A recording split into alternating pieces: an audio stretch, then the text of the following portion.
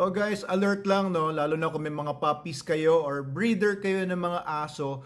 Meron kasi ngayong mga outbreak ng parvovirus specifically dito sa bandang Manila area. No, kasi alam niyo yung parvovirus kasi may iba-ibang strains 'yan. Typically we are concerned doon sa canine parvovirus type 2 or yung CPV2, and meron siyang mga iba-ibang strain, CPV2, 2A, 2B, and yung 2C yung pinakabago. Kasi yung canine parvovirus 1, medyo may effect din yan sa mga puppies, no? Specifically mga dogs, mga puppies na mga very young, less than 1 month old. Pero yung pinaka-concern talaga natin is yung canine parvovirus type 2. And itong mga virus niyan, 4 na strains na nga yung pinag-uusapan natin. Tapos may mga pagkakataon na nag-mutate pa sila.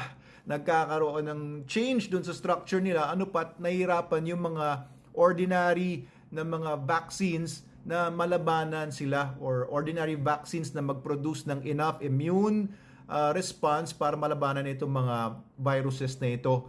Kaya guys, kung may mga puppies nga kayo or breeder kayo, iwas nyo po yung mga dogs ninyo sa mga maasong mga lugar.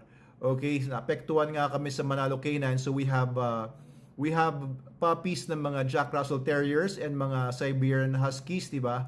And mga ang tawag dito, mga Belgian Malinois, mga super dogs natin na Belgian Malinois na merong Dutch Shepherd blood na mga ginagamit natin sa canine work. Ngayon, may mga namatay kami mga puppies, 2 Jack Russell Terriers and 2 Siberian Husky puppies.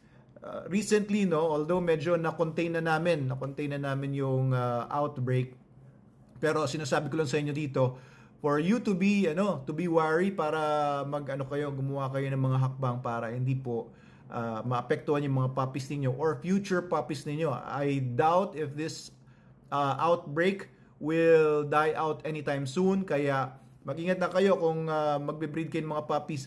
Okay, unang-una, no, yung mga bago kayo mag-breed, or hopefully before na pinastad niyo yung aso ninyo, ay updated yung inyong 5-in-1 vaccines ng mga bitch ninyo or yung mga female dogs ninyo.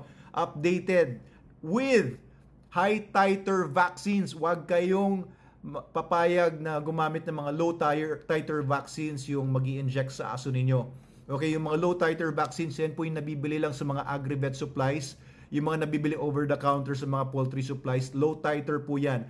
Yung mga high titer, ang mga licensed vets lang po ang may hawak niyan, kasi bawal po talaga mag-vaccine kapag hindi ka vet or hindi ka licensed vet.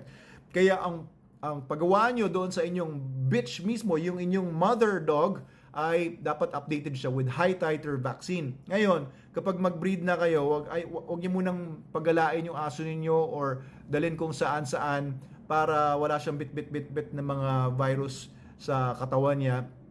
Pag nanganak yung aso po ninyo, make sure na makainom ng colostrum yung mga puppies, kasi usually yung colostrum meron niya mga antibodies para maprotektahan yung mga puppies ninyo. Magle-lessen yung colostrum na nagpo-protect dun sa mga puppies habang wini-win nyo na yung puppy. Kapag dumating na yung point na bumaba na yung level ng antibodies from the colostrum, kailangan po salubungin nyo kagad ng vaccinations, no? Merong mga vaccinations sa mga veterinarians na nagsa-start ng 6 weeks or 7 weeks. Pabakunahan nyo na po kagad sa licensed vets ninyo, di ba? Kasi wala pong panlaban ang mga puppies ninyo kundi vaccinations. Okay, of course, common sense. Huwag nyo munang papalapag yung tuta ninyo sa lupa or sa semento, sa kalsada na alam nyo yun, makakuha siya ng mga virus particles. Kasi yung yung parvovirus, hindi basta-basta namamatay yan. Kahit ng mga 9 months, maaaring buhay pa yung rabies virus sa paligid. Ganyan katindi yung parvovirus, nakakatakot po talaga yan. And pagka magkaroon ng parvovirus yung isang tuta ninyo and na-litter, nako, sunod-sunod na yan, magkakaproblema na kayo sa inyong kennels or sa inyong breeding. Kaya wag niyo munang ilalapag sa floor yung aso ninyo as much as possible, no? Outdoors, wag muna hanggang hindi pa tapos yung vaccination program niya. Natatapos ang puppy vaccination program pagkadating na ng mga 4 months. Okay, after 4 months, tsaka nyo palang i-walk yung mga tuta ninyo. Wag muna kayong maging kampante. Wag muna ninyong igala-gala yung aso nyo kasi cute na cute kayo sa kanya at tuwan-tuwa kayo pag nakikita nyo ibang aso, ay ibang tao doon sa puppy ninyo. Wag muna. I-delay nyo muna yung gratification na yun kasi pwedeng mamatay po yung tuta ninyo. Kahit na kompleto siya sa vaccine kasi nga may mga bagong ngayon, mutations yung mga strains ngayon. Okay, so lalo na darating ang tag-ulan, uso na naman yung parvovirus kasi mas matagal silang mamatay kapag laging damp yung lugar, hindi mainit. Ayan. So yun lang po, gusto ko lang kayo i-warn kasi yun nga may nangyari po sa sa mga breeding ng mga puppies namin. And ayoko mangyari po yun sa inyo. And yung mga puppies na yun ng mga namatay sa amin, supposedly mga fully vaccinated sila. Alright, so hindi dapat sila namatay because of parvovirus pero medyo malakas yung strain ngayon, malakas yung mutation siguro na dumating doon sa mga aso. So please keep your dogs and puppies healthy. Vaccination, sundin ninyo yung vaccination program ng vet ninyo. Okay, buti nga yung mga ibang mga puppies namin. Marami kami mga puppies pero parang 4 lang yung namatay because of the parvovirus. Yung iba nakalaban pa. And one of our secrets is SDN, no? Pinapakain namin sa mga dogs namin is SDN 42. Kaya dati nung hindi pa SDN pinapakain namin sa mga aso namin, kapag nagkaroon ng isang outbreak na ganyan, halos lahat sila patay. Pero nung SDN na pinapakain namin sa mga aso namin, nakakalaban po talaga most of the puppies namin. So, syempre, pinakamalakas talagang panlaban is, of course, yung immunity. And para maging malakas ang immune system, kailangan yung nutrition na binibigay po ninyo sa mga dogs niyo is the best, no? SDN Dog Food is available po dito sa TikTok shop natin, sa Shopee, Lazada, if you want to try it. Medyo mahal po siya, no? Sabihin ng iba, medyo mahal naman ang SDN 42.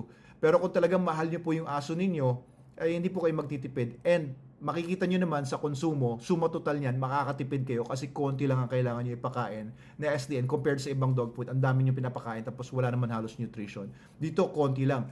For example, my dog Logan, no? He's a Belgian Malinois, malaking aso yan, 36 kg.